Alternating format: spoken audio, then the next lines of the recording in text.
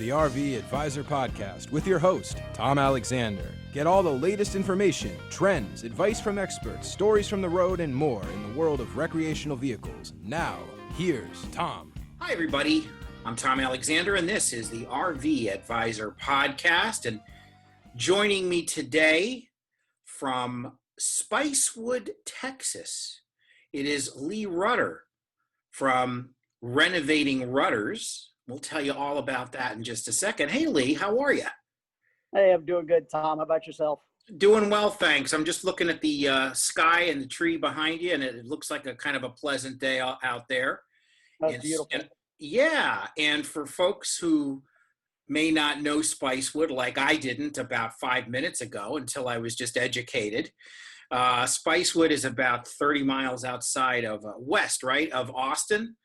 And Yes, the great city of Austin, Texas, which of course is the capital of Texas. And so Spicewood, how many traffic lights does Spicewood have? Is it sort of a big, just one, just one traffic light?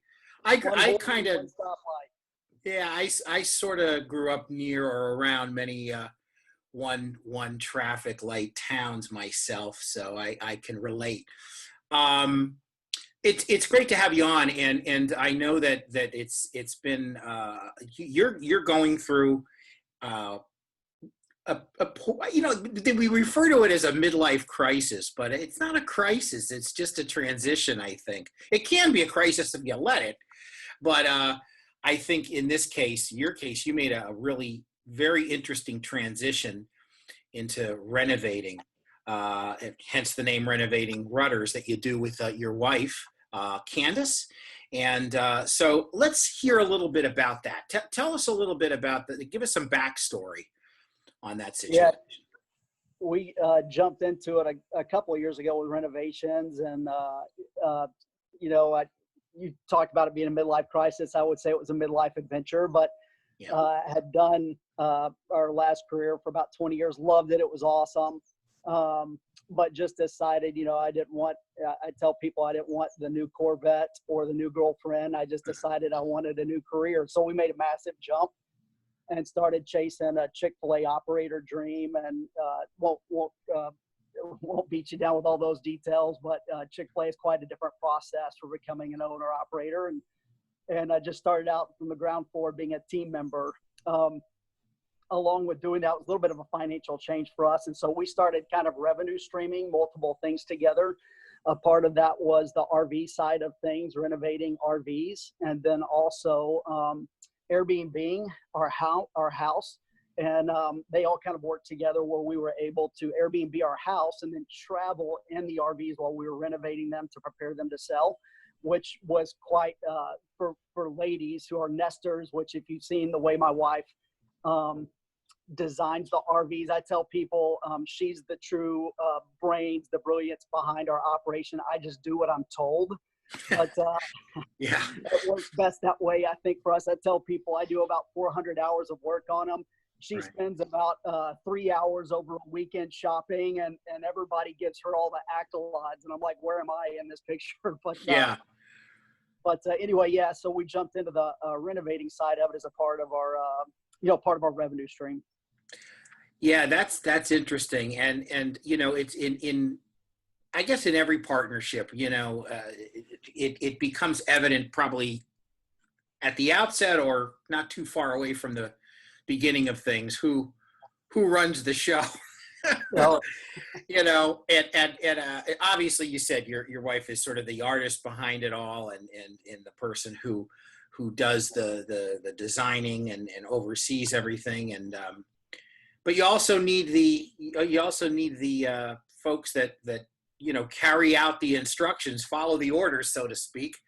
And it sounds like you're doing that quite well. I've got a chance to hop on your Instagram page, and I'm looking at some of the designs, and they're really beautiful. Just really, really great stuff. Looking at now, is it strictly RVs or homes that you do homes as well, or is it a little of both, or is it primarily RVs? No, it's strictly right now. It's strictly homes. Although, part of this for us, we shared a little bit with the revenue streaming. Kind of had a big change for us. Obviously, that tanked March 14th. We were staying in the RV park that weekend. All of our summer Airbnbs went by the wayside that weekend with coronavirus, and anyway, so we have moved into a downsize considerably, and are starting to renovate that home a lot, and have been living in the RV park that we're currently in, open air RV park, while we're gutting kitchens, gutting bathrooms, that kind of stuff.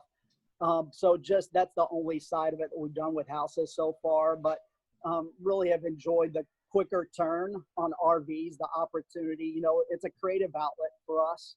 And so instead of being in a home that you're renovating for a year or two, we're able to just jump in and do the RVs on average in 4 months. And that's a fun, creative outlet for us. Yeah, it sure sounds like a lot of fun, and obviously very creative by looking at what I'm seeing certainly here on the Instagram page, which, by the way, you have got over 4,000 followers on your Instagram page. And I should say it's you go to Instagram and it's / Renovating Rutters, and spelled just like it sounds, Rutters, Rutters, Renovating Rutters, and you can check out all their great designs and what they've done. And there's certainly a theme that I see. A lot of clean lines and a lot of whites and grays and everything, and it's really beautiful stuff. I'm just, it looks like something you'd see in a magazine. You're ready to move in. It's quite nice. Yeah, I think one of Candace's talents is that she can take a variety of different styles. We've got some that are mid-century moderns, some that I would call, Joanna Gaines, farmhouse fixer-upper type style, but she's been able to kind of incorporate a lot of different styles into what the clients have wanted. But it's really cool being a part of a community. There's a number of us. It's just amazing. If you get on ours, you'll see some of our account. You'll see some of those that we follow, and there are pioneers that have gone before us, by all means, that have kind of been frontiersmen on this forefront and just do amazing work, and happy to be a part of the community. It's really fun being a part of the creative side with all of us, just coming up with new ideas, really changing RVs and the way they've historically been thought of and what you can do inside of. So many people are looking for them as, especially right now, we get a lot of people with the, whole COVID coronavirus situation where people are deciding, hey, our kids are now going to be home. Do we school them from home, or do we just accept that we're going to homeschool them and travel the country?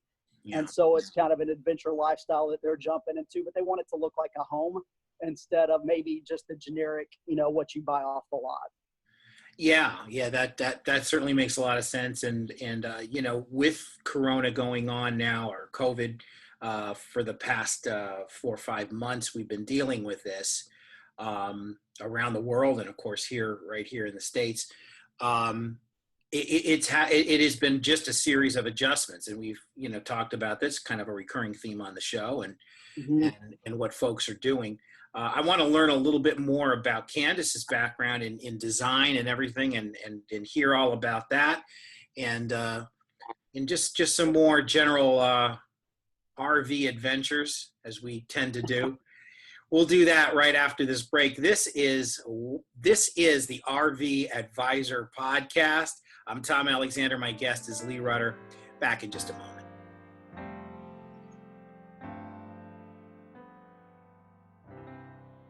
RV owners and those thinking about owning want to maximize the fun and minimize the hassle of buying an RV? You need GPS. It's Gigi's personal service. Our $350 package gets you me, the expert advice, and a host of outstanding services. Visit thervadvisor.com. We are back on the RV Advisor Podcast. I'm Tom Alexander, and my guest from Renovating Rutters, it is Lee Rutter. That makes sense. So Lee, first off, before, I know there's a couple things we want to chat about, but I want to learn about the other half of the team here, your wife, Candace, and she really is responsible for so much of the design and the look of all these beautiful homes that you've done. Tell us about her background. I mean, you would think that someone with this much talent, probably went through some sort of formal design education training. Is that true? Yeah, surprisingly, it's not at all. She has been a hair designer, so I guess that could be a part of her design. But Okay. but really that's her formal training is going, and then other part of her formal training is being a stay-at-home mom, which she is awesome at. But yeah, we just jumped into our first RV and decided to renovate it ourselves. And anyway, had some friends say, "Hey, why don't you see if you can sell it?" Kind of did. Quickly turned it, and then it turned into what's next. And with each one, she's kind of, I think, learned to gain her footing and foothold into design. She doesn't research it. She doesn't study it. She just seems to have an eye for what goes together. And a lot of people really enjoy what she does and asks her about, what she can do for their house, for their RV, whatever. But yeah, no formal training there. Wow. Well, it's amazing. Some people just have a natural proclivity, inclination, whatever it is, to just fall into the line of work they do.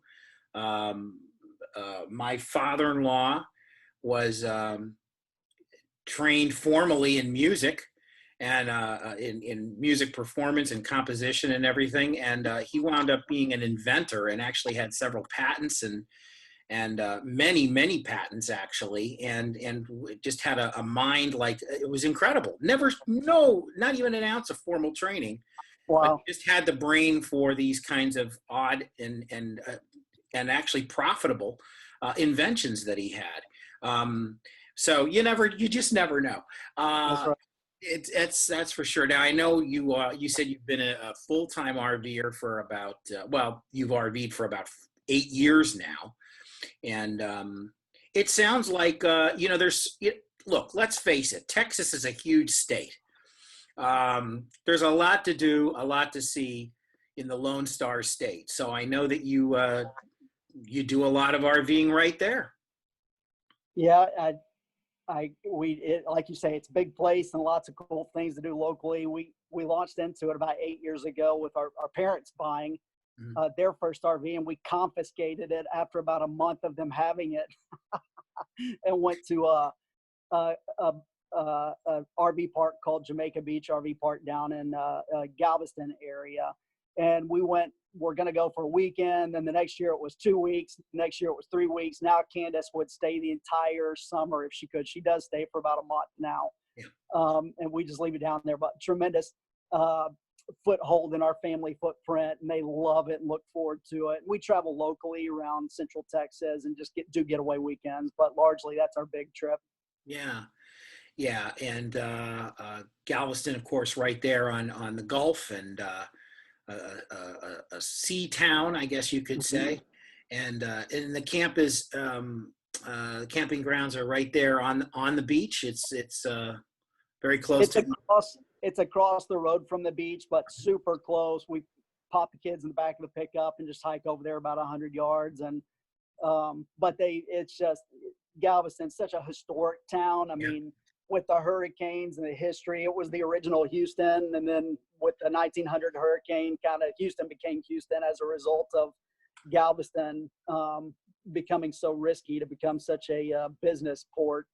But massive history there, and such a cool place to go with their downtown area. If you ever go there, you got to go to a place called La King's for ice cream. Down in their historic downtown area, you got to hit up Murdoch Seashell Shop and Pleasure Pier, which is the carnival area over the water. And so, yeah, lots of fun things to do. Yeah, I'd love to get there. It sounds like a great time. And Jimmy Webb wrote a very famous song that Glenn Campbell did in the late '60s called Galveston. Yep. And a great song. And so it's certainly framed in cultural, obviously, movies and in music and everything else. So that, and books, we've heard about Galveston for decades. So yeah, that's pretty cool. So now folks want to track your adventures as well as your work. They can go to your Instagram page, Renovating Rutters, and anywhere else they can find you. Yeah, if they're interested in learning about the business side of it, if it's something they would like to have done on their RV, we do have a website that explains a little bit of our process. And we have a 4-stage process that we kind of pitch to people. And anyway, first stage is kind of paint, demo. Second stage is kind of the flooring, woodwork side of it. Third stage is the plumbing, backsplash, countertop, the wet areas. And 4th stage is where Candace takes over the furniture and finish out. But you can kind of find our average cost and kind of how each one of those stages play out there at the website. Now, is this work done exclusively in Texas, or do you travel at all? No, it's done exclusively in Texas. In fact, we bought our current home with it in mind so that we can work here from the house, and also have a couple of storage lots where we keep them as well to work on multiple at a time. About to start working on a 40-foot yacht anyway, so it's going to take up all the spots. But when we get it moved out there, but it'll be the first time we've done anything like that. So. Well, that's great. And again, it is Renovating Rutters, RUTTERS, Renovating Rutters. And you can find them on Instagram, and you can do a Google search and see their work as well. Well, Lee, listen, we really appreciate your time. Thank you. Our best to Candace, the creative mind behind all this. Yep. Yes, I apologize she couldn't be here, but she would rather chew glass than come on a camera or interview. So she stays quietly behind the scenes designing while I run the forefront. I got you. Well, that's okay. You know, someone is the front person, and the other person. It's like the Wizard of Oz, right? You know, you have one sort of facade, and then you see the guy behind the curtain, right? Yeah. It happens. That's perfectly fine. Well, Lee, again, thanks a lot, and good luck with everything. Continued success in all you do, and stay safe. Hey, thanks, Tom. You too, and thanks for the time. This is the RV Advisor Podcast. My name is Tom Alexander. Thank you so much for watching. Thank you so much for listening, and we'll see you next time. So long, everybody.